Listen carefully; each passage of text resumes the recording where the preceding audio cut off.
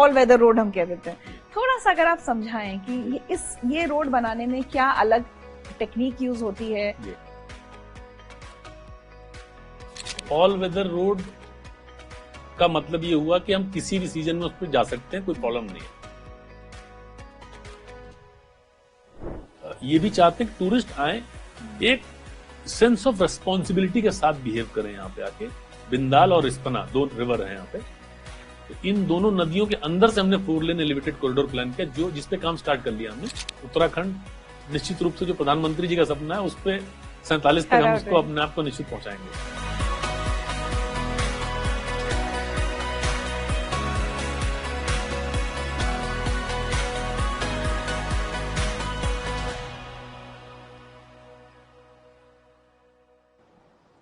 नमस्कार, मैं हूं ऋचा अनिरुद्ध और आप देख रहे हैं उत्तराखंड एट 25, एक विशेष पहल द टाइम्स ऑफ इंडिया की तरफ से। इस श्रृंखला में हम सेलिब्रेट कर रहे हैं उत्तराखंड के 25 साल, एक ऐसा सफर जिसमें ये राज्य अपनी पहचान, प्रगति और सपनों को नए आयाम तक ले गया है। इस विशेष मौके पर हम बात करेंगे उन जिम्मेदार नेताओं और अधिकारियों से जो राज्य के विकास, सुशासन और जन कल्याण में महत्वपूर्ण भूमिका निभा रहे हैं। इन रोचक और गहरे संवादों के जरिए हम समझेंगे कि उत्तराखंड ने किस तरह अपने सपनों को हकीकत में बदला और आगे का रास्ता तय किया है। तो चलिए शुरू करते हैं Uttarakhand at 25 the Times of India की एक विशेष प्रस्तुति। और इस प्रस्तुति में अब जो मेरे साथ हमारे मेहमान हैं वो हैं डॉक्टर पंकज कुमार पांडे जी, 2005 बैच के उत्तराखंड काडर के प्रशासनिक अधिकारी, जो इस समय लोक निर्माण, श्रम एवं रोजगार विभाग के सचिव के रूप में राज्य की विकास यात्रा में महत्वपूर्ण भूमिका निभा रहे हैं।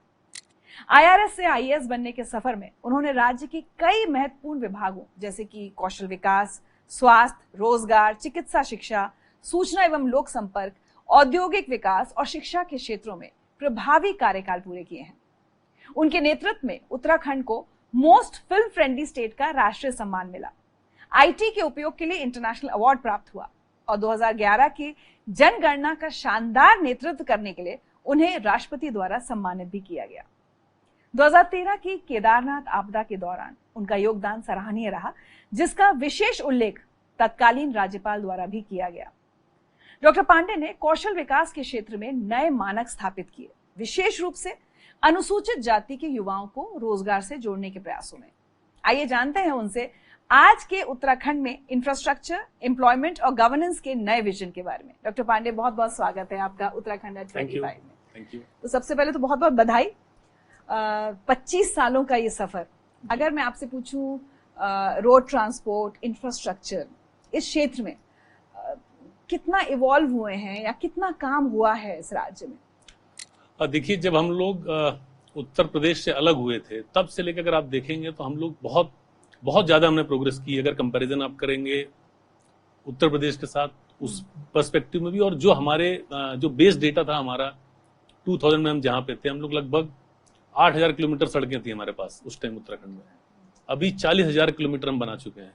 तो आप समझ सकते हैं कि 25 साल में हमने इतना मेजर जंप किया है हमने। और मैं ये कह सकता हूं कि हमारे लगभग सारे गांव जो भी 250 से ऊपर की आबादी वाले हैं वो सारे के सारे कनेक्टेड हैं।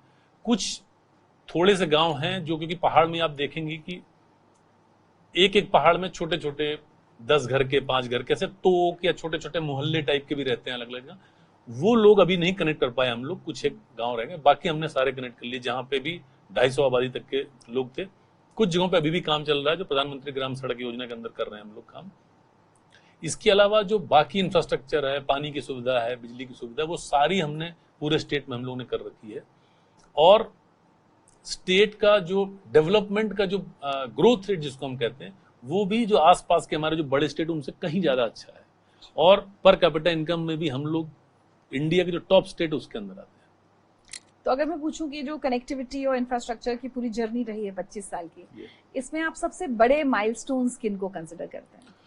देखिए, हम लोग शुरू से जो हम लोग का टारगेट था हमारे स्टेट का, वो था कि जो रिमोट एरियाज के लोग हैं, जो हमारे विलेजेस हैं, जो जहाँ लोग रहते हैं, पहले उनको हम कनेक्ट करें। इसके साथ साथ जो हमारे इकोनॉमिक हॉटस्पॉट हैं, इकोनॉमिक हॉटस्पॉट मतलब जहां इंडस्ट्रीज हैं, जहां पे टूरिज्म के लोग हैं, जहां लोग जा रहे हैं, जहां पे पैसे खर्च हो रहे हैं, यहाँ रोटेशन हो रहा है, उनको हम लोगों ने फोकस किया और हम लोगों ने काम किया। लेकिन 2013 में जैसा कि आप जानते हैं केदारनाथ जो आपदा आई उसमें गढ़वाल एरिया में एटलीस्ट बहुत ज्यादा डैमेज हुआ था, बहुत ज्यादा प्रॉब्लम हुई थी हम लोगों को। तो उसके बाद से फिर हम लोग ने अपने प्लान में फर्दर इम्प्रोवाइजेशन किया, बहुत डिटेल्ड डिलिबरेशन हुआ, डिस्कशन हुआ। उसके बाद हम लोगों ने यहाँ की जो सर्कमस्टेंसेज है, सिचुएशन है, उसके हिसाब से अपने प्लान रिवाइज करे और ऑल वेदर रोड का जो हमारा प्रोजेक्ट आया वो उसके बाद हम लोगों ने लिया। चार धाम में भारत सरकार ने सपोर्ट किया उसको, उसमें चार धाम के सारे रोड और टनकपुर से एक लिपू लेक जाता है एक रोड जो चाइना बॉर्डर को जाता है, उसको हम लोगों ने इस ऑल वेदर रोड में लिया। और ये इसका पर्पज ये था कि थ्रू आउट द ईयर कोई भी सीजन हो, कोई भी टाइम हो, आप ट्रेवल कर सकते हैं उसमें, मतलब निसंकोच कर सकते हैं, ये मान के आप चल सकते हैं कि आपको कोई प्रॉब्लम नहीं होगी। तो अब उसके बाद से हम ये मेजर माइलस्टोन है हम लोगों का कि हम लोगों ने ऑल वेदर रोड पे काम किया और तकरीबन 900 किलोमीटर सड़क जो है वो हम लोगों ने ऑल वेदर में कन्वर्ट की है अपनी। तो हमारे स्टेट के लिए ये बहुत बड़ा अचीवमेंट है। हम लोग इसमें भी लगभग 90% काम है जो हम लोग कर चुके हैं, थोड़े से काम बचे हुए हैं, वो कुछ फॉरेस्ट के इश्यूज थे और एक माननीय उच्चतम न्यायालय के एक कमेटी थी जिसकी वजह से जिनके परमिशन नहीं मिली थी हम लोग को थोड़ा डिले हो गया, अदरवाइज हम लोग अब तक कंप्लीट कर चुके होते। फॉरेस्ट के इश्यूज आपने कहा, कितना बड़ा चैलेंज रहता है किसी भी, अब इंफ्रास्ट्रक्चर डेवलपमेंट भी करना है, विकास भी करना है, लेकिन सही बात है राज्य की जो असली पहचान है वो यहाँ के जंगल और यहाँ की ग्रीनरी है। मैं ये कहना चाहूंगा कि देखिए उत्तराखंड के जो लोग हैं, इवन हम लोग भी, मतलब अधिकारी भी और जो लोग हैं, सबको इकोलॉजी से और इससे बहुत ज्यादा लगाव है, सभी को है। मतलब पहाड़ में जो लोग हैं और यहाँ लोग बहुत एक्टिव भी रहते हैं, यहाँ की जो पब्लिक है वो बहुत एक्टिव रहती है। अगर हम थोड़ा सा सोचते भी हैं तो उसमें लोग आके कि नहीं नहीं नहीं ऐसा नहीं करना है, तो बिल्कुल ठीक है। गवर्नमेंट की भी ये मंशा है कि हम इकोलॉजी प्रिजर्व करें और इकोनॉमी को आगे बढ़ाएं और एक बैलेंस रखें दोनों में। मतलब कहीं पे भी सिर्फ इकोनॉमी को नहीं हम लोग देख रहे हैं। यही कारण है कि जब हम लोग उत्तराखंड जब बना था तब हम लोग अराउंड 64% हमारा फॉरेस्ट था, आज के डेट में हम लोग मोर देन 70% है। तो अगर आप देखेंगे तो पिछले 25 साल में हमने फॉरेस्ट कवर एक्चुअली बढ़ा दिया है। और जैसा मैंने बताया अभी 2013 के आपदा के बाद हम लोगों ने अपने थिंकिंग को चेंज किया और ये देखा कि क्या इश्यूज होते हैं और अगर कोई इस तरह की सिचुएशन होती है तो हमारे इंफ्रास्ट्रक्चर पे क्या फर्क पड़ सकता है। तो जो हैफजर्ड डेवलपमेंट या हैफजर्ड जो काम चल रहा था उसको रोक दिया हम लोग ने। अब जो भी हम प्लानिंग करते हैं वो इकोलॉजी देखते हैं, टेरेन देखते हैं, अलाइनमेंट देखते हैं, साथ के साथ ये देखते हैं कि अगर, क्योंकि हम लोग जोन 5 में हैं, सिस्मिक एक्टिविटी के लिए फ्लैश फ्लड आ सकते हैं, यहाँ पे तमाम जो स्लोप्स हैं उनमें बहुत इश्यूज रहते हैं, लैंडस्लाइड, ये सब इश्यूज रहते हैं। तो उनको देखते हुए सारी प्लानिंग हम करते हैं कि कहीं पे भी अगर रोड ले जा रहे हैं तो वो ये सब कंसिडरेशन के बाद प्लान करते हैं। उसके बाद जो EIA होता है हम लोग का, एनवायरमेंट इम्पैक्ट असेसमेंट जिसको हम कहते हैं, तो हर एक प्रोजेक्ट में हम लोग मैंडेटरली करते हैं जहां भी फॉरेस्ट होता है। फिर ये देखते हैं कि किस स्पीसीज के पेड़ हैं वहां पे। अगर प्रोटेक्टेड स्पीसीज है, साल का है, इसके ओक के जिसको बांज कहते हैं उसके पेड़ हैं, बुरांस के पेड़ हैं या देवदार के हैं, तो हम लोग अवॉइड करते हैं कि उनको नहीं काटें, हम अलाइनमेंट चेंज कर दें, अपना प्रोविजन करें।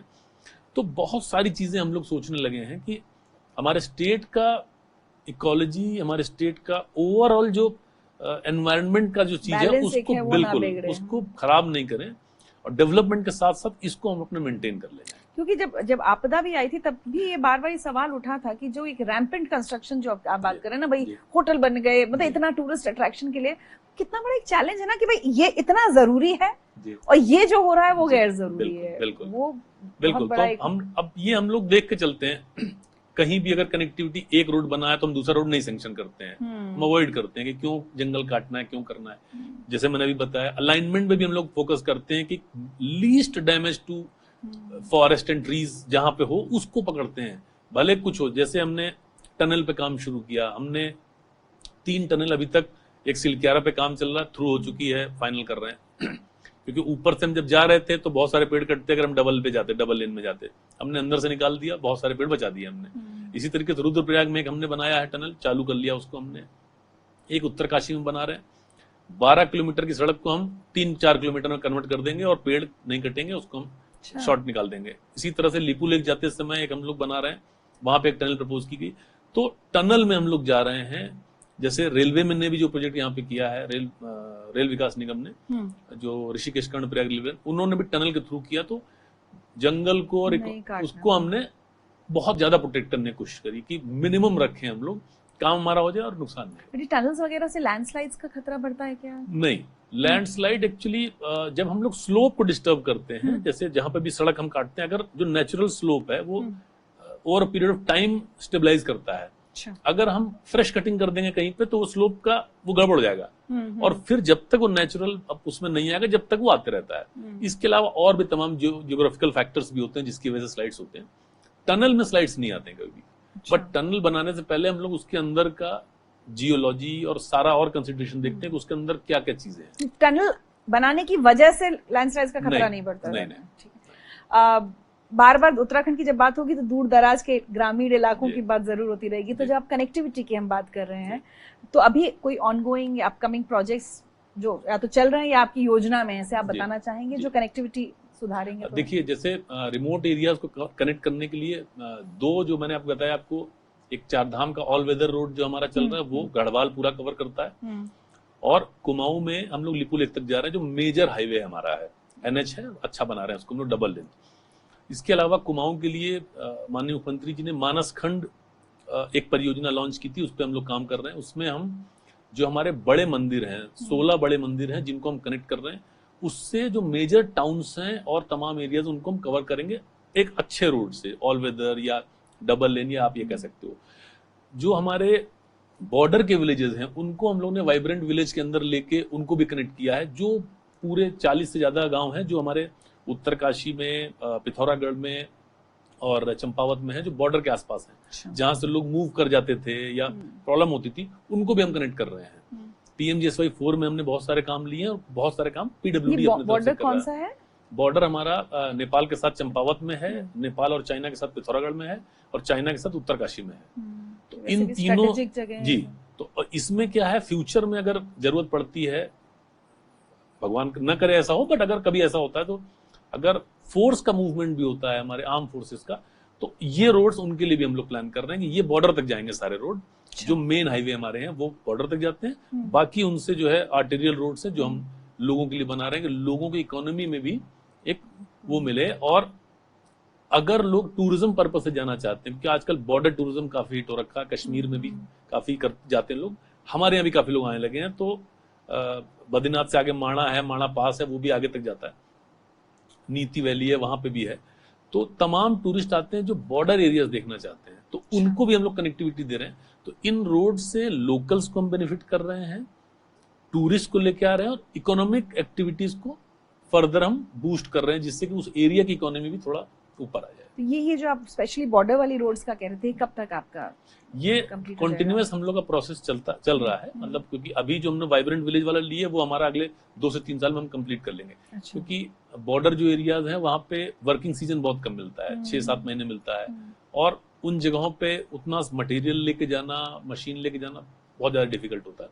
बट फिर भी हम लोग सारे कंसिडरेशन लेते हुए ये प्लान है हमारा कि 2 से 3 साल में हम पूरे कवर करेंगे। मैं चाहूंगी आम लोगों के लिए थोड़ा सा, क्योंकि हम लोग कुछ टर्म्स बड़ा आराम से यूज कर लेते हैं, जैसे ऑल वेदर रोड हम कह देते हैं, थोड़ा सा अगर आप समझाएं कि ये रोड बनाने में क्या अलग टेक्निक यूज होती है, और ये जो इन सड़कों का अगर जाल है हम कहें ऑल वेदर रोड्स का, आप एग्जिस्टिंग रोड्स के साथ और बना रहे हैं या सिर्फ अब जो नई सड़कें बन रही हैं वो ऑल वेदर होंगी? थोड़ा सा उस पर बात करें। देखिए, ऑल वेदर रोड का मतलब ये हुआ कि हम किसी भी सीजन में उस पर जा सकते हैं, कोई प्रॉब्लम नहीं है। पहाड़ों में जैसे लैंडस्लाइड मेजर इशू रहता है हम लोगों के लिए, तो इन जो रोड्स हैं जो मैंने बताया 900 किलोमीटर जो सड़क हम बना रहे हैं, इसमें जितने भी स्लोप में इश्यूज है, जहां पे लैंडस्लाइड होता है, उनको सबको हम ट्रीट कर रहे हैं। लेटेस्ट टेक्नोलॉजी यूज करके उनको ट्रीटमेंट कर रहे हैं। 200 हमने इसमें लोकेशन आइडेंटिफाई किया जिसपे स्लोप स्टेबलाइजेशन का काम चल रहा है हमारा, इसलिए कि अगर बारिश हो या कोई और बर्फ गिरे या कुछ हो तो रोड ब्लॉक नहीं हो सकता है। फॉर द टाइम बीइंग हमने वहां पे मशीनें डिप्लॉय करी हुई हैं कि अगर जरूरत पड़ती तो उसको हम क्लियर कर सकते हैं। But over period of time ये हम कर रहे हैं।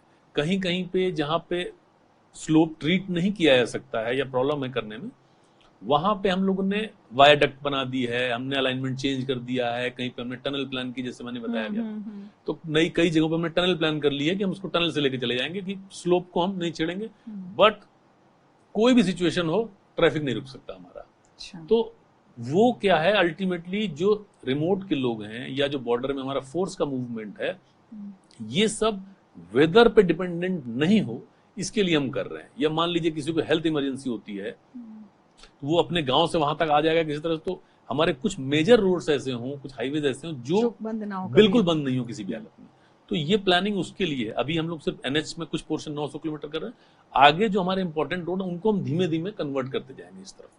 मतलब आम लोगों को ये समझ में आना चाहिए कि वो ऐसी सड़कें जो किसी भी खराब मौसम में, या हम कहें कि हमेशा, और अब अगर मैं पूछूं कि अगले 5 से 10 सालों में कितने किलोमीटर सड़कें ऐसी होंगी जो आपने 900 किलोमीटर का हो या उससे ज्यादा? भारत सरकार ने किया है, बाकी हम लोग स्टेट से और जो बाकी नई रोड ले रहे हैं उनको भी अपग्रेड कर रहे हैं अपने रोड्स को। सारे जैसे एसएच है हमारे जो स्टेट हाईवेज हैं, उनमें हम जो हमारे ब्रिजेस हैं वो कम कैपेसिटी के ब्रिज हैं, उनको हम कन्वर्ट कर रहे हैं, बी कैटेगरी से ए कैटेगरी में कर रहे हैं। किसी भी लेवल की, किसी भी लोड की गाड़ी जा सकती है उसके ऊपर से।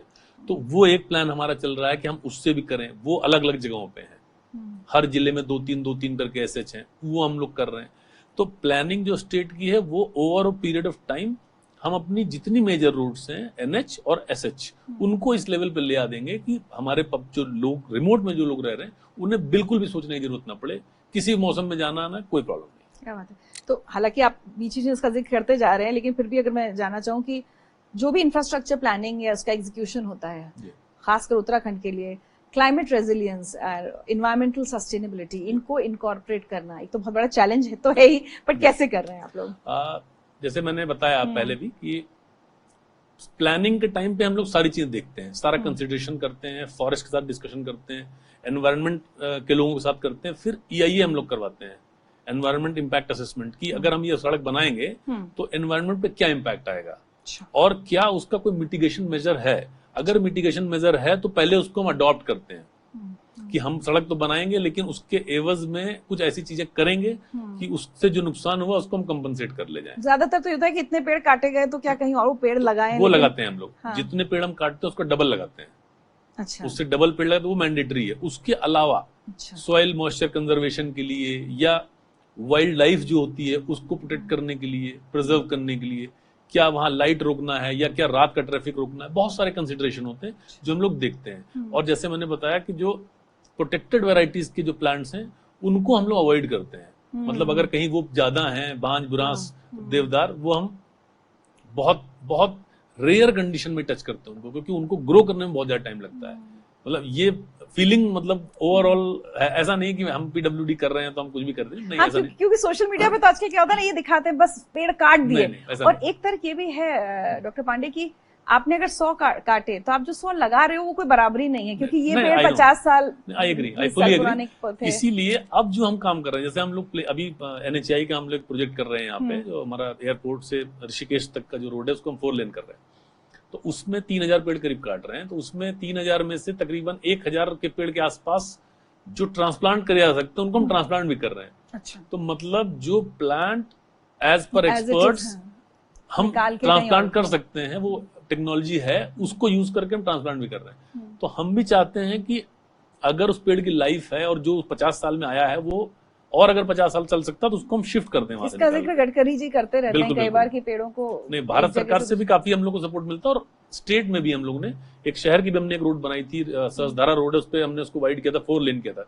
उसके 40% पेड़ हमने जो है ट्रांसप्लांट किए हैं। तो हम ट्रांसप्लांटेशन पे भी जाते हैं कि बहुत पुराने जो पेड़ हैं वो, बट उनकी लाइफ होनी चाहिए और जो एक्सपर्ट्स हैं वो एग्री करें इस चीज से कि हाँ, अगर ये ट्रांसप्लांट किया जा सकता है कि नहीं। अगर कर सकते हैं तो बिल्कुल करते हैं। इनोवेटिव कंस्ट्रक्शन टेक्निक्स क्या क्या यूज हो रही हैं, जो हम लोग लगातार बात कर रहे हैं कि जो इकोलॉजी का मिनिमम डैमेज हो, तो क्या नई टेक्निक्स क्या इस्तेमाल हो रही हैं आजकल? हम लोग स्टेट में जैसे पिछले 2-3 सालों में हमने कोल्ड मिक्स टेक्नोलॉजी यूज किया है। जो पहले आपने देखा होगा कि जब पहाड़ में बिटुमिन यूज करते थे हम लोग, तो बिटुमिन को पहले गर्म करके वो जो ड्रम में गर्म करते थे, तो उससे पोल्यूशन होता था, धुआं होता था, पोल्यूशन होता था सब। अब हम नई टेक्नोलॉजी यूज करते हैं, कोल्ड मिक्स सोल्यूशन आता है, सीधे मिक्स करते हैं ग्रिट में और ले कर देते हैं। और ये हर जगह हो रहा है या सिर्फ फ्रेजाइल एरिया? पहाड़ में हम लोग कर रहे हैं, मैक्सिमम पहाड़ में हम लोग कोल्ड मिक्स यूज कर रहे हैं। तो कोल्ड मिक्स से कोई पोल्यूशन नहीं है, ना कोई स्मेल है, ना कोई धुआं है, ना कोई भी प्रॉब्लम है। बहुत सक्सेसफुली हम यूज कर रहे हैं अपने स्टेट में। एक्सपेंस में कुछ फर्क होता है क्या? बहुत ज्यादा नहीं होता फर्क, बहुत ज्यादा फर्क नहीं होता है, लाइफ लगभग बराबर होती है। और कोल्ड मिक्स में टेम्परेचर का वो नहीं होता, जैसे पहाड़ में टेम्परेचर कम रहता है, जैसे प्लेन में टेम्परेचर ज्यादा है तो एक अलग टेक्नोलॉजी यूज होती है, पहाड़ में टेम्परेचर एनवायरमेंटल टेम्परेचर कम होता है, तो वहाँ ये वाले अगर टेम्परेचर बहुत नीचे हो तो ये सेट नहीं करेगा वहाँ पे बिटुमिन, उसके लिए यूज करते हैं। इसके अलावा हम लोग जो है, जो प्लास्टिक वेस्ट होता है उसको स्क्रैप करके छोटे छोटे टुकड़े करके उसको इसमें मिक्स करके यूज कर रहे हैं, वो भी हमने कई जगह पे यूज किया अपने।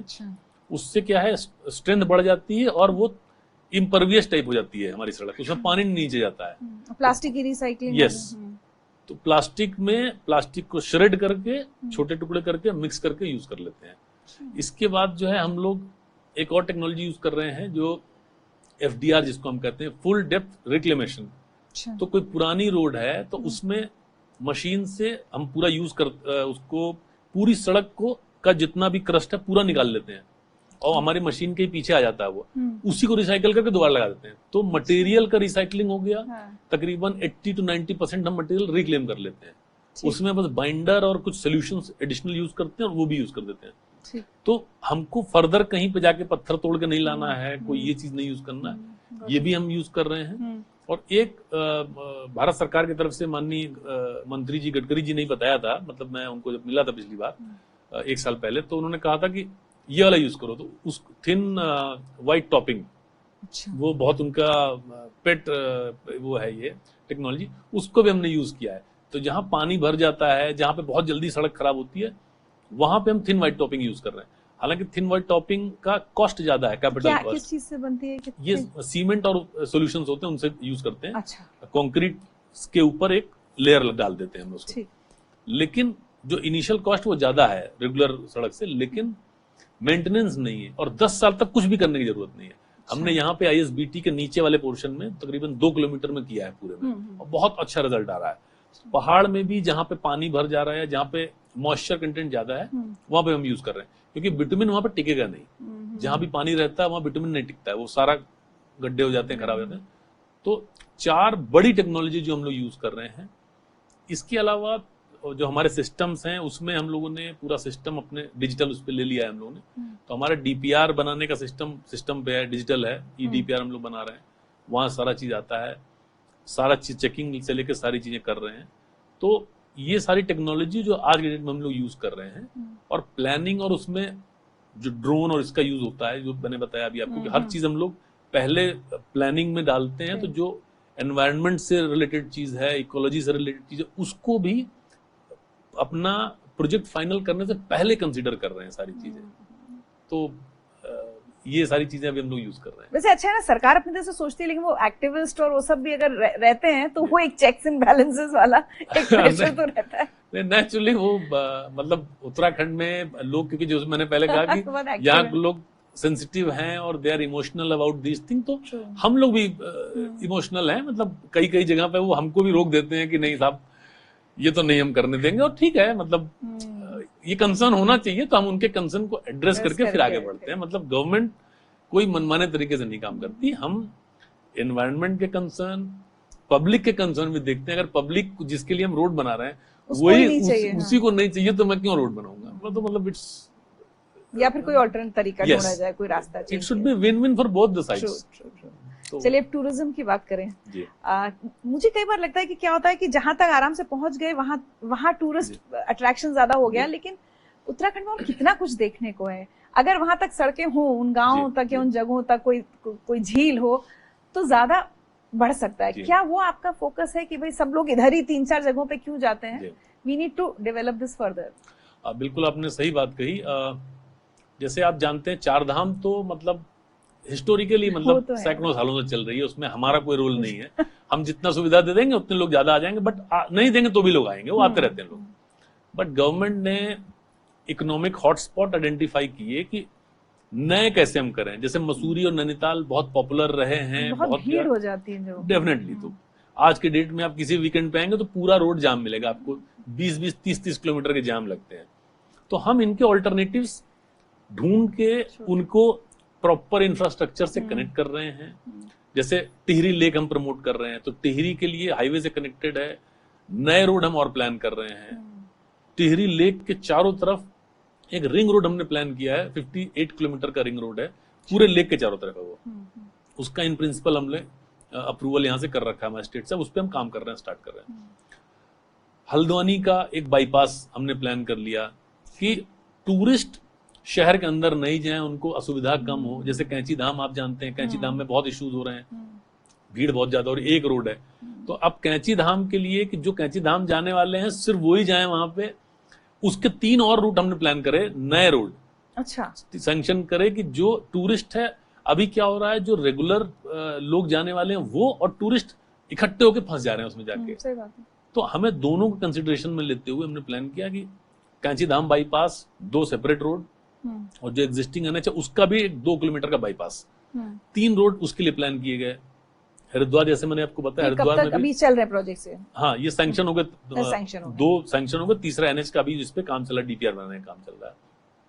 पहाड़ में जैसे मैंने आपको बताया कि हम मानस खंड वाले काम कर रहे हैं। मानस खंड कुमाऊं के 16 बड़े मंदिर हैं जो बहुत ज्यादा फेमस हैं, जिनका डिस्क्रिप्शन जो है स्कंद पुराण में है कि उत्तराखंड में एक केदार खंड और एक मानस खंड। केदार खंड मतलब गढ़वाल, मानस खंड मतलब कुमाऊं। तो उसमें जो मेजर 30 बड़े मंदिर, उसमें 16 हमने लिए फर्स्ट डिवीजन। तो ये 16 मंदिर भी हम टूरिस्ट के लिए इजी एक्सेस देना चाह रहे हैं कि कैसे लोगों को पहुंचाएं। और सिर्फ सड़क नहीं, सड़क तो एक चीज है, इसके साथ साथ रोपवे भी प्लान किए हमने। अच्छा। लगभग 50 रोपवे हैं जो इस टाइम हमने स्टेट में अलग अलग जगह पे प्लान किए हैं। Of course with tourism department हमने अलग अलग प्लान किए हैं। पूर्णागिरी में प्लान किया है, नैनीताल का एक प्लान है, जागेश्वर धाम के लिए प्लान किया गया है, देहरादून मसूरी ऑलरेडी जिस पे काम चल रहा है, यमुनोत्री ऑलरेडी काम चल रहा है, केदारनाथ धाम का रोपवे भारत सरकार का सैंक्शन हो गया, हेमकुंड साहब का रोपवे भारत सरकार का सैंक्शन हो गया, और बहुत सारे और हैं जिसपे हम लोग काम कर रहे हैं। तो टूरिस्ट को सहूलियत मिले, आराम से पहुंच सकें, नए स्पॉट में जाके एक्सप्लोर कर सकें, उसको भी हम लोग कर रहे हैं। ऋषिकेश में जैसे बहुत ज्यादा भीड़ हो रही है, ऋषिकेश का एक बाईपास हमने प्लान किया है।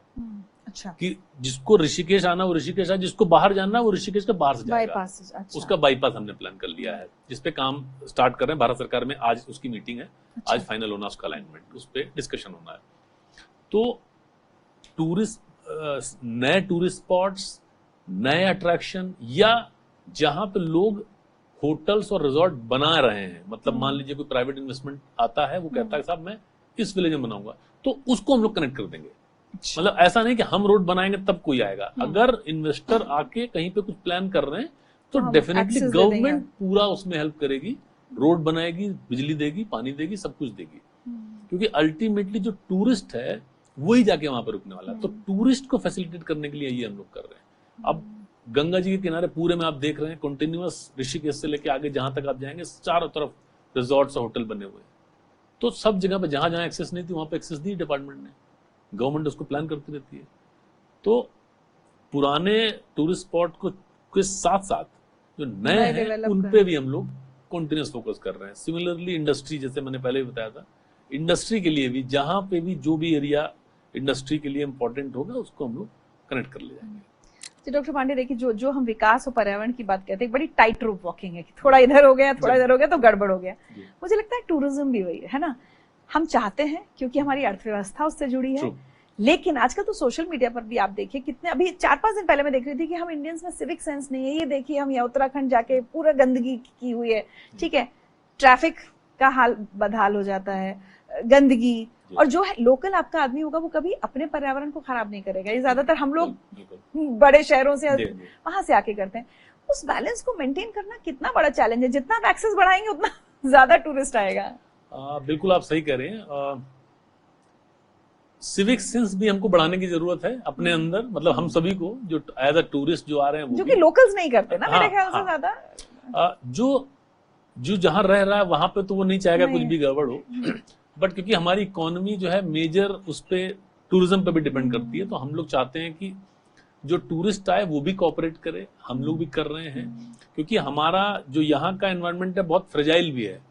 अगर प्लास्टिक ज्यादा हो जाएगा तो बहुत दिक्कत हो जाएगी हमको, या कुछ ज्यादा पोल्यूशन होगा तो भी दिक्कत हो जाएगी। तो हम ये भी चाहते हैं कि टूरिस्ट आए, एक सेंस ऑफ रेस्पॉन्सिबिलिटी के साथ बिहेव करें यहाँ पे आके, तो हो सकता है हम बेटर पोजीशन में हो। अभी जितने मेजर हमारे टूरिस्ट स्पॉट्स हैं, जो चारधाम के लोकेशन है, सब में प्लास्टिक रिसाइकल प्लांट लगे हुए हैं। बॉटल वापस करने पे पैसा मिलने का भी हम लोगों ने प्रोविजन किया हुआ है। कलेक्शन बॉक्सेस रखे हुए हैं। तो रिक्वेस्ट सिर्फ ये है कि मतलब जो लोग आए उस थोड़ा सा, जो मैंने कहा, सेंस ऑफ रेस्पॉन्सिबिलिटी होना चाहिए कि ठीक है साहब, हम आप घूमिए टहलिए, कोई इशू नहीं।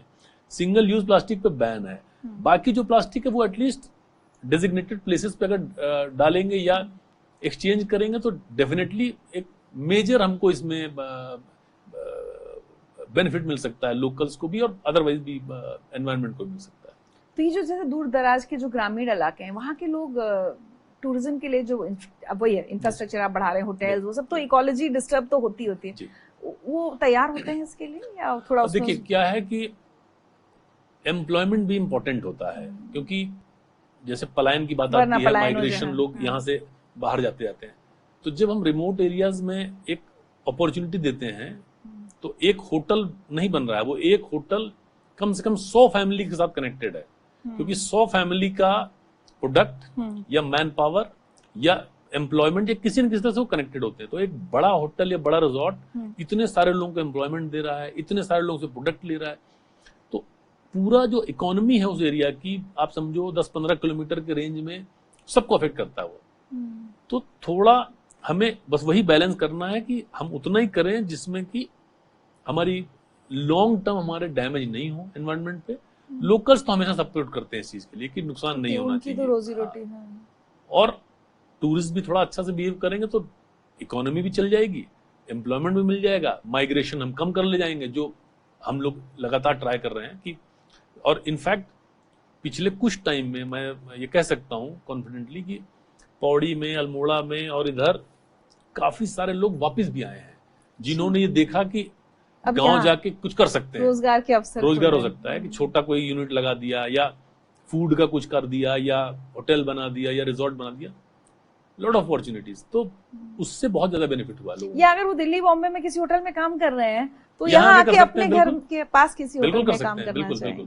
और मैं ये बताना चाहूंगा आपको कि उत्तराखंड के लोग जो हैं हॉस्पिटैलिटी इंडस्ट्री में सबसे ज्यादा पॉपुलर हैं, सबसे ज्यादा फेमस हैं, और वर्ल्ड ओवर यहाँ के जो शेफ हैं, जो कुक होते हैं, वो बहुत, मतलब they are very very famous. मुझे तो सॉफ्ट स्पोकन भी बहुत लगते हैं बहुत, और वही मैं कर रहा हूँ, ये यहाँ के जो लोग हॉस्पिटैलिटी इंडस्ट्री में बहुत ज्यादा सूट करते हैं यहाँ के लोग, बहुत ज्यादा पॉपुलर है लोग यहाँ के। चलिए अब रिलीजियस इंफ्रास्ट्रक्चर की थोड़ी बात करें तो मतलब रिलीजियस टूरिज्म के आसपास जो इंफ्रास्ट्रक्चर है वहां पर भी लिमिटेशंस बहुत रहती हैं, उतनी ही जगह है या कैसा है, लेकिन खतरनाक रास्ते हैं। तो मैं खैर रोड सेफ्टी पर तो बाद में आऊंगी, लेकिन फिलहाल आप अगर कहीं इंफ्रास्ट्रक्चर डेवलपमेंट चल रहा है क्या रिलीजियस प्लेसेस पर?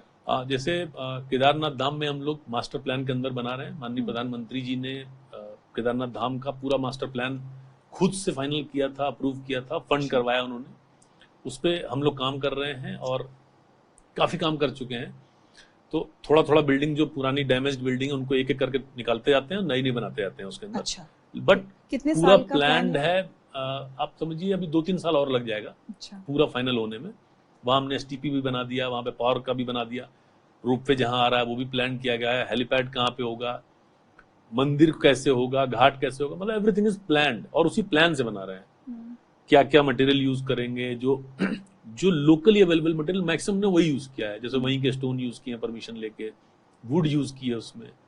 तो केदारनाथ धाम में पूरा हम काम कर रहे हैं। सिमिलरली बद्रीनाथ धाम, बद्रीनाथ धाम में भी मास्टर प्लान पे काम चल रहा है, पूरा मास्टर प्लान वो भी माननीय प्रधानमंत्री जी ने फाइनल किया, उस पर भी काम कर रहे हैं। और हम पब्लिक को, जैसे पहले हम जाते थे तो सिर्फ मंदिर है, मंदिर में गए, दर्शन करके वापस आ गए, हम उसी लोकेशन पे और अपॉर्चुनिटी दे रहे हैं उसको कि घाट हमने बनाया, आप स्नान कर सकते हो, कुछ आरती का सिस्टम कर रहे हैं जो शाम में आप बैठ सकते हो, कुछ शोज वहां पे होंगे वो आप देख सकते हो, you can relax, you can do yoga, you can do meditation, वो सारी चीजें हमने प्लान करी है केदारनाथ धाम में। सिमिलरली बद्रीनाथ धाम में सिर्फ मंदिर था पहले, वहां 2 लेक हमने बना रही है, वहां पे प्रॉपर फैसिलिटी जो पब्लिक कन्वीनियंस होते हैं वो पूरा बनाया गया है, उस पर काम चल रहा है। रिवर फ्रंट वाले काम में थोड़ा इशू आ रहा है, पहले बद्रीनाथ मंदिर के बहुत आसपास बहुत सारे क्लटर टाइप के बहुत सारे घर वर थे, उनको क्लीन करके पूरा एक अच्छा कहीं दूसरी जगह भव्य टाइप का जो अच्छा। उनको दूसरी जगह लौट किया गया। एक जो बड़े मंदिर की जो भव्यता होती, जो एक लुक होता है बेसिकली, वो वापस लाने की कोशिश की जा रही है। अच्छा। तो ये 2 बड़े मंदिर जिसपे हम लोग काम कर रहे हैं। बाकी और जो छोटे मंदिर हैं, पूर्णागिरी मंदिर पे हम लोग काम कर रहे हैं, नैना देवी नैनीताल उस पे काम कर रहे हैं, और जागेश्वर धाम पे मास्टर प्लान का काम चल रहा है। तो जो हमारे इंपॉर्टेंट मंदिर हैं, जो श्रद्धा के लिए भी फेमस हैं, टूरिस्ट भी बहुत जहाँ पे आते हैं, उन पे हमने टेकअप किया हुआ, और सब पे रोड बनाने का काम, मास्टर प्लान का काम, beautification, everything is being planned. Kedarnath में तो लेकर एक विवाद बीच में, वो लोग बहुत आके हल्ला गुल्ला या पिकनिक स्पॉट जैसा, तो ये भी एक बहस छिड़ी थी कि भाई वो रिलीजियस प्लेस को रिलीजियस प्लेस रहने दो। ये क्या हो रहा है आजकल की, क्योंकि माननीय प्रधानमंत्री जी कई बार आए हैं धाम में, तो वो इतना पॉपुलर हो गया है कि लोगों को लगता है छुट्टी है तो हाँ, उसको पिकनिक चलो स्पॉट नहीं जाके आ जाते हैं। तो उसकी वजह से थोड़े इश्यूज आए हैं। हालांकि प्रशासन की तरफ से और गवर्नमेंट की तरफ से हम लोग लगातार रिक्वेस्ट करते रहते हैं कि मर्यादा को देखते हुए करिए, क्योंकि वो उस जगह की अपनी एक मर्यादा है। सही बात है। हमें ब्रीच नहीं करनी चाहिए। तो हम लोग कोशिश करते हैं कि पब्लिक को समझाएं अलग अलग चैनल्स के माध्यम से, और डिग्निटी उस जगह की बनाए रखें, उसकी सैंक्टिटी बनाए रखें। जो वो मतलब इतना पुराना जगह है, इतनी वैल्यू उसका, मतलब तो वो, बट थोड़े इश्यूज रहते हैं अभी भी। चलिए, तो हमने इंफ्रास्ट्रक्चर डेवलपमेंट की बात कर ली, हमने रिलीजियस टूरिज्म सब तरह की बात की। अब सेफ्टी और पहाड़ी इलाकों में कितना भी आप सोचें, लेकिन रिस्क फैक्टर बहुत ज्यादा होता है। तो आप क्या क्या कर रहे हैं, जो आप, चाहे रोड्स हो चाहे इंफ्रास्ट्रक्चर हो, साइनेज है, या एक्सीडेंट्स ना हो, या कभी मौसम खराब है तो कोई बड़ा हादसा ना हो, या जैसे पुरानी जो हादसे हुए हैं वो कभी रिपीट ना हो, इन सब के लिए क्या चल रहा है? देखिए, रोड सेफ्टी बहुत ज्यादा इंपॉर्टेंट है आज के टाइम में, और पहाड़ में जैसे आपने खुद कहा कि पहाड़ में एडिशनल इंपॉर्टेंस हो जाती है, क्योंकि प्लेन्स में सड़कें एट ग्रेड हैं, एक लेवल पे हैं। पहाड़ में कैसे रास्ता जा रहा है पता है, खाई है, एक तरफ पहाड़ है, और टर्न्स बहुत ज्यादा होते हैं, ये सब इश्यूज रहते हैं। तो इस पे स्टेट ने पहले से काम करना शुरू किया था। फिर एक माननीय उच्चतम न्यायालय ने भी एक डिसीजन दिया कि रोड सेफ्टी पे सारे स्टेट्स अपना अपना प्लान करके काम करना शुरू करें। उस पे हमने फर्दर उसको आगे बढ़ाया। आज के डेट में हम जितने हमारे नेशनल हाईवेज हैं उनको हमने 100% जो क्रैश बैरियर होते हैं उनसे कवर किया है। कहीं पे पैरापेट बनाए, कहीं पे क्रैश बैरियर। थोड़ा सा पोर्शन बचा है जिसमें नहीं हुआ है, वो हमने भारत सरकार से बात करके सैंक्शन कराया हुआ है। जो स्टेट हाईवेज हैं उसके लिए स्टेट गवर्नमेंट की तरफ से कमिटमेंट है। फाइनेंस मिनिस्टर ने अपने बजट स्पीच में कहा था कि हम स्टेट हाईवे को 100% क्रैश बैरियर से कवर कर देंगे। इसके बाद जो नॉर्म्स के हिसाब से साइनेजेस, सेफ्टी फीचर्स, कैट्स आई, मार्किंग्स, ये सारी चीजें, उसको भी फोकस किया गया है। हमने अपने स्टेट में जितने भी हमारे हाईवेज हैं उनका रोड सेफ्टी ऑडिट भी कराया है। जो प्रोफेशनल एजेंसीज हैं उनसे हमने अपने पूरे स्टेट हाईवेज और एनएच का रोड सेफ्टी का ऑडिट कराया है। जो उन्होंने हमें शॉर्टकमिंग्स बताई उस पे भी हमने काम किया। इसके अलावा जो ट्रांसपोर्ट डिपार्टमेंट की एक राज्य स्तरीय सड़क सुरक्षा समिति होती है, जिसमें ट्रांसपोर्ट के लोग होते हैं, पुलिस के लोग होते हैं, जिले के लोग होते हैं, तमाम लोग होते हैं उसमें। उन्होंने जितने ब्लाइंड स्पॉट्स आइडेंटिफाई किए या जो उनको लगा कि जो एक्सीडेंट प्रोन एरियाज हैं, जितने उन्होंने आइडेंटिफाई किए, जो उनके सजेशन आए, उसको भी हमने सारे सैंक्शन करके सब पे काम चालू कर दिया है। अच्छा। तो हमारा प्लान ये है कि आने वाले 2 से 3 साल के अंदर क्रैश बैरियर 100%, क्योंकि पहाड़ में ये सबसे बड़ा रिस्क होता है कि अगर गाड़ी थोड़ा भी गलत गई तो नीचे जा सकती है गाड़ी। नीचे जाने पे जनरली डेथ या और डैमेज होता है, वो रोकना है हमको। और बाकी सारी चीजें, कहीं मिरर लगाना है, कहीं साइनेज बनाना है, प्रॉपर जो इंफॉर्मेशन बोर्ड्स लगाने हैं कि क्या क्या इश्यूज हैं, कहाँ पे पत्थर गिर रहे हैं, कहाँ पे कर्व है, उस पे सब पे काम चल रहा है। और आगे जैसे मैंने बताया 2 से 3 साल के अंदर हम कर लेंगे, क्योंकि हमारे सारे काम सैंक्शनड है जहां जहां पे आइडेंटिफाइड थे। अगर फ्यूचर में कोई नया पॉइंट आता है, नया स्पॉट डेवलप होता है, तो उसको भी हम नोट करेंगे। आजकल गूगल मैप्स भी रास्ते भटकाने के लिए आजकल बहुत अनपॉपुलर होता जा रहा है। वो मेरे साथ ही हुआ, अभी रोड बनी नहीं थी और गूगल ने मुझे वहां भेज दिया। वो थोड़ा इशू है, बट हम लोग ये देखते रहते हैं, क्योंकि जहां भी नया रोड हम बनाते हैं ग्रीनफील्ड, उसमें हम वो लगा के रखते हैं अपना, मतलब वो स्ट्रिक्ट ऑर्डर्स हैं यहाँ से कि वो प्रॉपर उसको लगा के रखें। और साइनेज भी लगा के रखें, ये रोड यहाँ के बाद बंद है। मतलब ऐसा नहीं कि आप गूगल देख के चले जा रहे हैं, but there must be some signage और समथिंग कि आप रोड नहीं है, ये बंद करिए। कई बार रात में बहुत रिस्की हो सकता है। तो ये इसको हम लोग ध्यान देते हैं। जब एक दो मीडिया के माध्यम से जब ये बात आई, कहीं एक दो जगह पे हुआ कि गूगल देखते हुए कोई गाड़ी गिर गई, तो हमने फिर दोबारा उसको रीइंफोर्स किया कि सारे ऐसे जो हमारे अंडर कंस्ट्रक्शन है उनमें दोबारा ये चीज लगाया जाए। मेरे साथ ही हुआ 4-5 दिन, भाई पीपा पुल पे चढ़ा दिया, वो पीपा पुल भी टूटा हुआ था। कई साल पहले स्विट्जरलैंड गई थी डॉक्टर पांडे, तो बड़ा अच्छा वहाँ पे खासकर हिली एरियाज में, जैसे रात में अगर स्नोफॉल हुआ है तो गाड़ी में कहीं जा रहे थे तो लगातार रेडियो पे जो गाने वाने चल रहे थे उसको इंटरप्ट करते हुए एक एडवाइजरी आती जा रही थी कि इस सड़क पर मत जाइए, यहाँ स्नोफॉल है, यहाँ रास्ते बंद कर दिए गए। तो मुझे लगा ये बहुत सिंपल, इसमें कुछ बहुत वो नहीं है, रॉकेट साइंस नहीं है, ये छोटी छोटी चीजें हमारे यहाँ क्यों नहीं इनकॉर्पोरेट हो सकती? रोड सेफ्टी के लिए कितना इंपॉर्टेंट। इसमें जो हम लोग ने किया है वो हमने बड़ी बड़ी स्क्रीन लगाई है, जो हमारे मेन रोड्स हैं, जो चार धाम के रोड्स हैं, मैंने उनमें लगाई है स्क्रीन। अच्छा। कुछ जगह लगाई, कुछ और लगाने जा रहे हैं, उसमें ये डिस्प्ले आते रहता है कि इस रोड में प्रॉब्लम है या रोड बंद है या करके, क्योंकि मेजर रोड है हमारा जो NH वाला, कहीं लैंडस्लाइड हुई है तो पहले से वो आएगा उसके अंदर। इसके अलावा डिजास्टर मैनेजमेंट की तरफ से वो भी प्लान किया गया है, जो SMS आता है, इमरजेंसी अलर्ट्स आते हैं, तो जो मोबाइल उस रेंज में होंगे, उसके 10 किलोमीटर 15 किलोमीटर रेंज में, उनके पास सिर्फ वो मैसेज जाएगा कि इस रोड पे इस जगह में ब्लॉकेज है। वो भी प्लान किया गया है कि अगर कहीं पे इस तरह की सिचुएशन होती है, ये मैसेज फ्लैश कर दीजिएगा, तो उसके आसपास के टावर से उधर जितने मोबाइल ट्रैवल कर रहे हैं उसमें आ जाएगा मैसेज।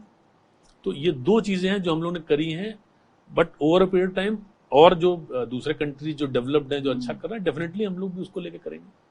इलेक्ट्रिक व्हीकल्स फ्यूचर है, उसको लेकर उसके मद्देनजर आपका इंफ्रास्ट्रक्चर डेवलपमेंट या EV फ्रेंडली जो भी चीजें जिनकी जरूरत है, उस पर कुछ काम चल रहा है क्या? स्टेट ने EV के लिए जो मेनली EV का इशू है वो है चार्जिंग, कि अगर आप दिल्ली से आते हैं या कहीं से आते हैं तो उसमें स्टेट ने कॉल लिया कि हर 20 किलोमीटर पे जो हमारे मेन हाईवेज हैं उनमें EV का बनाया जाए। उसके लिए एक एजेंसी भी बनाई गई है। अच्छा। वो अलग अलग जगह पे कर रहे हैं काम, जहां पेट्रोल पंप में जगह होगी वहां पे दिया जाएगा, नहीं तो अराउंड 20 किलोमीटर पे मेन हाईवे बनेंगे। वो उस पर काम चालू कर दिया गया है। और शहर में स्पेशली जो देहरादून है, हरिद्वार है, इनमें भी कई जगह पे लग गए, कई जगह पे और हम लोग प्लान कर रहे हैं। यहाँ पे जो फ्लाईओवर्स हैं हमारे 2-3 जगहों पे, उनके नीचे लगाए गए हैं, और वो गूगल में आप देखेंगे तो आपको दिख जाएगा कि ये यहाँ पे है। तो उस पर काम चालू हो गया। इसके अलावा रिपेयर वगैरह उसका और बैटरी का जो इशू होता है, उनके लिए भी जो है शॉप्स और ये सब जो रिपेयर और मेंटेनेंस वाले जो हैं उनको भी किया गया है।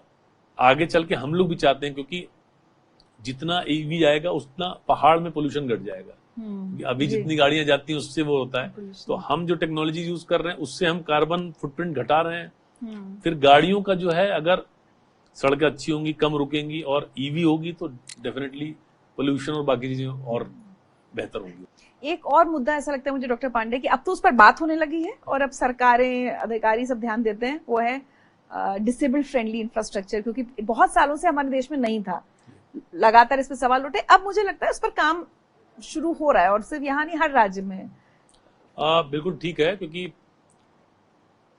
पहले आप सही कह रहे हैं, क्योंकि इंडिया ग्रोइंग इकोनॉमी है, डेवलपिंग कंट्री है, तो हम लोग, लेकिन हम लोग काफी आगे आ चुके हैं। अब तो उत्तराखंड भी काफी अच्छा कर रहा है, तो ऑफिसेज वगैरह तो हम लोग के सारे डिसेबल्ड फ्रेंडली हैं। हम लोग के मार्केट और ऑफिस सारे गवर्नमेंट ने उस पर कॉल लेके पूरा किया है, हर जगह पे किया है। अभी एक माननीय उच्चतम न्यायालय ने भी एक ऑर्डर किया था कि टॉयलेट्स वगैरह के लिए भी जितने कोर्ट्स हैं उनमें डिसेबल्ड फ्रेंडली टॉयलेट भी होने चाहिए। उस पर भी हम लोग काम कर रहे हैं स्टेट में। लेकिन ओवरऑल जो एक इकोसिस्टम होना चाहिए, क्योंकि डिसेबल्ड फ्रेंडली इंफ्रास्ट्रक्चर में कि सड़क तो सेम ही रहेगी, बट बाकी बोर्डिंग करना, अलाइट करना गाड़ी से, और वहां से आगे कैसे जाएंगे, व्हील चेयर कैसे, उस पर निश्चित रूप से अभी काम किया जाना की जरूरत है आगे। और हम लोग टूरिस्ट और रिलीजियस प्लेसेस हैं, बिल्कुल बिल्कुल, वो तो मुझे लगता है काफी चैलेंज है यहाँ पर। वो तो चैलेंज है, हम लोग उसको भी टेकअप करेंगे। हम लोग ने स्टार्ट किया है नीचे से, जैसे हम कह रहे हैं आपको।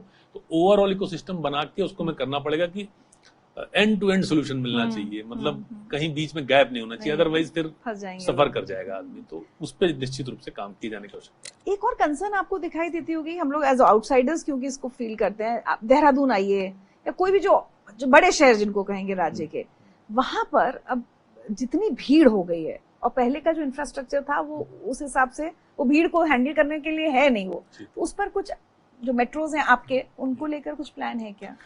हम लोगों ने आने वाले 25 साल मतलब 2047 जो प्रधानमंत्री जी का एक टारगेट है कि हम डेवलप्ड कंट्री होंगे, तो उसके हिसाब से स्टेट के लिए भी हमने प्लान करी है चीजें अपने। देहरादून से स्टार्ट करूंगा मैं। जैसे देहरादून में दिल्ली देहरादून एक्सप्रेसवे बन गया है, कुछ दिन में चालू होने वाला है।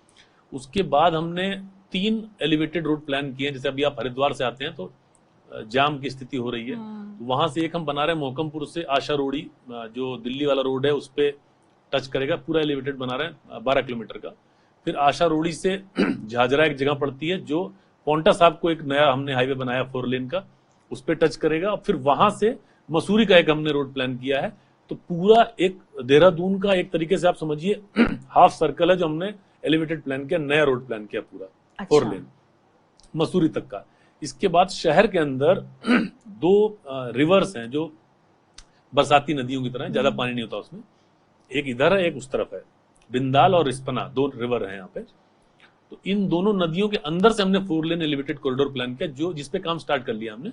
लैंड एक्विजिशन चल रहा है और कंस्ट्रक्शन NHAI करेगी, भारत सरकार ने सहमति दे दी उस पर। लैंड एक्विजिशन कर रहे हैं हम लोग और इसी फाइनेंशियल ईयर में उसका कंस्ट्रक्शन शुरू होने की उम्मीद है।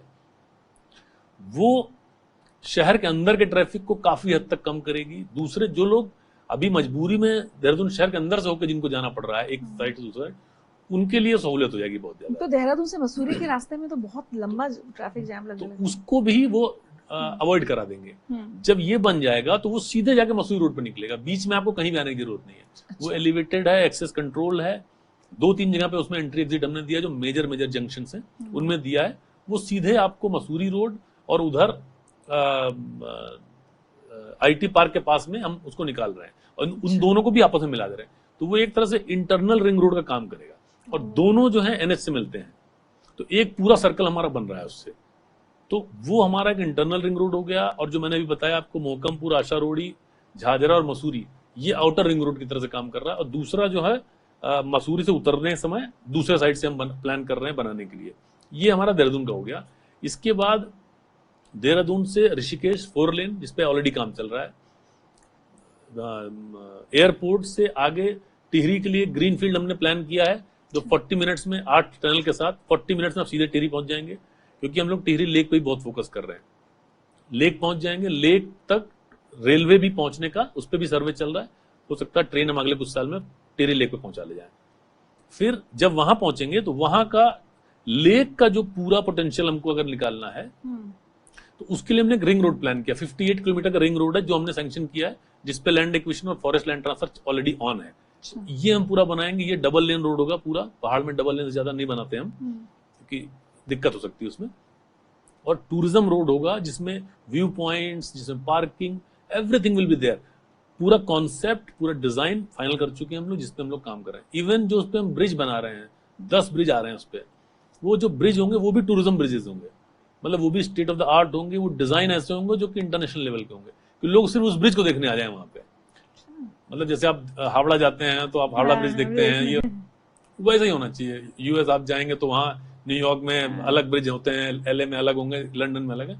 तो ऐसा हम यहाँ भी प्लान कर रहे हैं। तो 10 ब्रिज हैं जो हमने, जिनका हम ये कंसल्टेंट हमने फाइनल किया, जो आगे आने वाले टाइम में हम बनाएंगे, जो मैंने लंबी प्लान करी।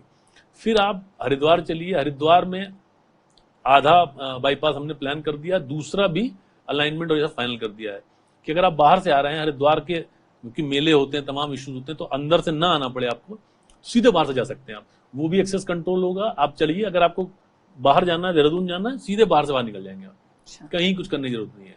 एक टनल बना रहे हैं 3 किलोमीटर की और बाहर सीधे आप। वहां का हो गया। ऋषिकेश मैंने बताया आपको, पूरा एलिवेटेड बना रहे हैं बाईपास, वो भी एक्सेस कंट्रोल्ड है। सीधे ऋषिकेश से बाहर निकल जाएंगे आप, अंदर नहीं आने की जरूरत पड़ेगी। शहरों का ट्रैफिक बिल्कुल बाहर। फिर हरिद्वार से हल्द्वानी एक ग्रीनफील्ड नया हाईवे प्लान्ड है। हरिद्वार से हम लोग गंगा एक्सप्रेसवे जो यूपी बना रहा है उससे एक्सेस हम ले रहे हैं, हरिद्वार से सीधे उस पे लेंगे गंगा एक्सप्रेसवे पे जो मेरठ से स्टार्ट हो रहा है, उस पर भी सहमति हो गई, वो हम बना रहे हैं। फिर हल्द्वानी पहुंचने के बाद हल्द्वानी का एक रिंग रोड पूरा प्लान कर दिया है, अलाइनमेंट फाइनल कर दिया कि उस पर काम चल रहा है। नैनीताल, काठगोदाम से नैनीताल रोपवे, नैनीताल से काठगोदाम से सीधे जौली कोटो के अल्मोड़ा, अभी बाहर डबल लेन कर रहे हैं, उसमें कैंची धाम के 3 बाईपास हमने प्लान किए हैं। टनकपुर से लिपुलेख तक उस पर ऑलरेडी काम चल रहा है। आप पहले लोग पैदल जाते थे, जब कैलाश मानसरोवर यात्रा पे जाते थे तो लोग तो पैदल जाया करते थे, अब गाड़ी से जा सकते हैं। पूरा ऑल वेदर रोड बन रहा है, आगे वाले कुछ टाइम में हम लोग बना लेंगे। इसके अलावा हमारे यहाँ अगर बद्रीनाथ धाम से आप लौटते हैं और आप चाहते हैं कि आप कुमाऊं होके आ जाएं, तो कोई अच्छा रोड नहीं है, तो हमने कर्णप्रयाग से कुमाऊं कनेक्ट करने वाला रोड डबल लेन सैंक्शन काम चल रहा है। फिर वहां से एक रोड आता है रानीखेत, रानीखेत से आता है रामनगर, वो सिंगल लेन रोड है, उसको हमने डबल लेन में सैंक्शन किया है, वो उसको भी हम अलग से बनाएंगे। तो स्टेट के ये बड़े प्रोजेक्ट्स हैं जिसपे हम सैंक्शन हो गया है या प्लानिंग फाइनल हो चुकी है, डिस्कशन हो चुके हैं, सारे हो गए। तो आने वाले टाइम में ये सारे प्रोजेक्ट आपको दिखाई पड़ेंगे हमारे स्टेट में, और जो इनकन्वीनियंसेस या जो फ्यूचर प्रोजेक्शन है टूरिज्म का या पॉपुलेशन का, उसको ध्यान में रखते हुए ये सारी चीजें प्लान करी गई कि इससे ना सिर्फ कनेक्टिविटी बढ़ेगी बल्कि शहरों का लोड भी कम। बिल्कुल, कि जो लोग अभी आप हरिद्वार वालों से पूछे हैं, मेला वहां पे होता है, एक मेला मतलब वो उनका 2 दिन खराब हो जाता है, तो थोड़ा उनको सहूलियत मिलेगी और हमें जैसे क्रॉस करना हो तो हम परेशान नहीं हो वहां पे। तो ये सारी चीजें उसके हिसाब से प्लान की गई। तो ये मेजर प्रोजेक्ट्स हैं हमारे। फिर जो मैंने थोड़ी देर पहले भी कहा था, वो हमने ब्रिजेस को भी हम कन्वर्ट कर रहे हैं, बी से ए लोडिंग में ले जा रहे हैं कि हाईएस्ट लोड वाली अगर ट्रक जाती है तो जा सकती है रिमोट तक। सारे पुल को हम अपग्रेड कर रहे हैं अपने, तो 330 पुल हैं जो हमने आइडेंटिफाई किए, जो हम अपग्रेड कर रहे हैं, जिसपे सैंक्शन का काम चालू है। तो तमाम सारी चीजें हम लोग प्लान कर रहे हैं, और स्टेट को एक मॉडल स्टेट, एक डेवलप्ड स्टेट, एक इकोनॉमिक पावर, जितना हमारी कैपेसिटी उसके हिसाब से करने के लिए ये हम लोग प्रयास कर रहे हैं। तो इंफ्रास्ट्रक्चर से ही हम अपने आप को आगे ला सकते हैं, तो उस पर हम लोग काम कर रहे हैं। और मुझे उम्मीद है कि मतलब उत्तराखंड निश्चित रूप से जो प्रधानमंत्री जी का सपना है उस पे 47 तक हम उसको अपने आप को निश्चित पहुंचाएंगे। चलिए, तो यही मेरा इनफैक्ट इससे से जुड़ा मेरा आखिरी सवाल था। 25 साल का इस सफर, जिसमें 20 साल आपने करीब से देखा, अलग अलग रोल्स आपने निभाए यहाँ पर, अगले 25 साल हम दोनों की जगह कोई और 2 लोग बैठे होंगे, इंटरव्यू लेने वाला और देने वाला दूसरा होगा, लेकिन उस समय उत्तराखंड की तस्वीर क्या होगी, आप आज क्या सोच पाते हैं इसके लिए? बिल्कुल, हम लोग बहुत अच्छा कर रहे हैं। सरकार बहुत पॉजिटिवली काम करती है उत्तराखंड की, 20 साल से मैंने ही देखा यहाँ पे। पब्लिक के लिए बहुत हम लोग कंसर्न है, इकोलॉजी के लिए बहुत ज्यादा कंसर्न है, और अपने डेवलपमेंट के लिए भी कंसर्न है हम लोग। तो इन तीनों का बैलेंस बना के हम लोग काम कर रहे हैं, और मुझे उम्मीद है कि हमारे जो स्टेट का जो रैंकिंग है, इकोनॉमिक रैंकिंग है, जो भी आप कहें, जीडीपी या जो भी आप बोले, वो सब हम इंडिया में नंबर 1 लेके जाएंगे अगले 25 साल में, जिस हिसाब से हम लोग काम कर रहे हैं। और डेवलप्ड, जो इंडिया को डेवलप बनाने के लिए जो हमारे तरफ से रिक्वायरमेंट है, उसको हम लोग निश्चित रूप से पूरा करेंगे, और हम एक डेवलप्ड स्टेट के रूप में भी अपने आप को प्रोजेक्ट कर पाएंगे। मेरा ये पर्सनल मानना है कि हम लोग जिस तरह से काम कर रहे हैं उस तरह से हम यहाँ पे निश्चित रूप से पहुंचेंगे। क्या बात है। चलते चलते, अब मुझसे नहीं, आप अपने राज्य की जनता से, खासकर जो दूर दराज के लोग रहते हैं, कनेक्टिविटी की हमने सारी बातें कर ली, पर्यावरण की, सब कुछ, आपका एक मैसेज अपने लोगों के लिए? देखिए, मैं ये कहना चाहूंगा कि सरकार पूरी तरह से पब्लिक के लिए काम कर रही है, पब्लिक के इकोनॉमी के लिए, वहाँ के क्षेत्र के डेवलपमेंट के लिए। और कई बार समय लगता है क्योंकि हमारे रिसोर्सेज लिमिटेड होते हैं, हमें टाइम कम मिलता है काम करने का, कहीं पे 6 महीने मिल रहे हैं, कहीं पे 8 महीने मिल रहे हैं। तो पेशेंस रखा जाए, निश्चित रूप से सरकार आप तक पहुंच रही है, और आपके डेवलपमेंट के लिए सरकार पूरी तरह से जिम्मेदार है, पूरी तरह से सजग है, और निश्चित रूप से ऐसे सारे काम किए जाएंगे जिससे आपको जो भी फैसिलिटीज हैं वो बेहतर से बेहतर मिल सकें। जो डेवलप्ड कंट्री, डेवलप्ड स्टेट की बात होती है, उस तरीके का इंफ्रास्ट्रक्चर, उस तरह की फैसिलिटीज आपको मिल पाए, यही प्रयास रहेगा। डॉक्टर पांडे, बहुत बहुत शुक्रिया उत्तराखंड एट 25 में हमारे साथ जुड़ने के लिए। पिछले 25 साल के सफर के लिए बहुत बहुत बधाई और आगे के लिए शुभकामनाएं। Thank you.